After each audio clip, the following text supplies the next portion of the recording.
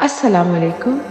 کیا آپ جانتے ہیں کہ دنیا کی ایک معتبر کتاب صحیح بخاری لکھنے والا امام زندگی کے آغاز میں آنکھوں سے بالکل محروم تھا؟ ہاں، امام محمد بن اسماعیل بخاری، وہ بچہ جسے دیکھنا بھی نصیب نہیں تھا۔ ان کے والد بچپن میں ہی دنیا چھوڑ گئے۔ ماں نے ساری زندگی بس ایک ہی دعا کی، یا اللہ میرے بچے کی آنکھوں میں روشنی لوٹا دے۔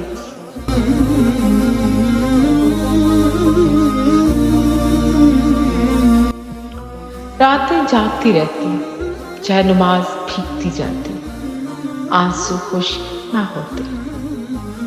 پھر ایک رات ماں کو خواب میں حضرت ابراہیم علیہ السلام نظر آئے۔ فرمایا، تمہاری دعاؤں نے رب کو راضی کر لیا، جاؤ تمہارے بیٹے کی بینائی لوٹا دی گئی۔ صبح ہوئی اور ماں نے دیکھا بچہ دیوار کی جانب انگلی بڑھا کر کہہ رہا تھا، امی یہ روشنی کیسی ہے؟ ماں روتے ہوئے سجدے میں گر گئی۔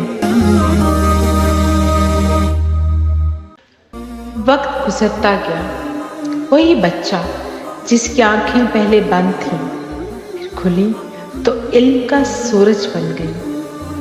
10 سال کی عمر میں ہزاروں احادیث یاد کر لی۔ 16 سال کی عمر میں علم کے سمندر کا مسافر بن گئی، اور پھر صرف 18 سال میں انہوں نے وہ کتاب مرتب کی جسے آج قرآن کے بعد سب سے مستند کتاب سمجھا جاتا ہے، صحیح بخاری۔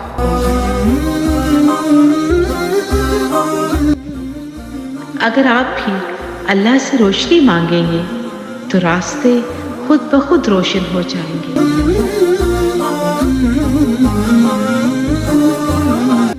میرے حرف گونگے ہیں، میرے لفظ بے معنی، میرا لہجہ بے تاثیر، میری بات بے ترتیب۔ رب لم یزل تجھ سے میری التجا فقط یہ ہے، میرے گونگے حرفوں کو، بے وقار لفظوں کو، بے اثر سے لہجے کو، بے ثمر سی باتوں کو، بخش دے پذیرائیاں، مجھ پہ ایک نظر کرتے، مجھ کو باہنر کرتے۔